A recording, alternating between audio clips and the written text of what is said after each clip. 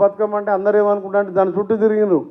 ఆ బతుకమ్మలో పూల లోపల బాటిల్ ఉంటుందని వాళ్ళకి తెలియదు మహిళలకు.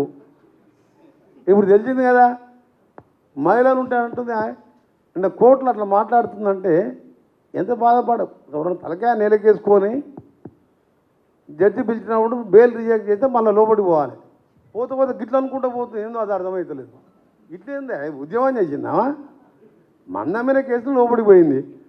పోతే మళ్ళీ ఏమంటుంది నేను కోర్టు ప్లేస్లో అంటే నాకు ఇది నవ్వుకుంటాను. ఎందుకంటే కొంచెం రిలాక్స్ కావాలిగా, టైర్డ్ అయి ఉంటాం కదా ఎలక్షన్లో. ప్రజ్వల్ రేవణ్ణేమో పాస్పోర్ట్ ఇచ్చి బయటికి పంపించాడు, నన్ను లోపటేస్తారా అంటుండు. ప్రజ్వల రేవణ్ణని బయట పంపిస్తారు పాస్పోర్ట్ ఇచ్చి, నన్ను లోపటేస్తారా అని. వాడో గలీజ్ పని చేసినావు, నువ్వో తప్పు పని చేసినావు. వాడు ఎప్పటికైనా జైల్లోకి పోతాడు, నువ్వు జైల్లోకి పోతావు.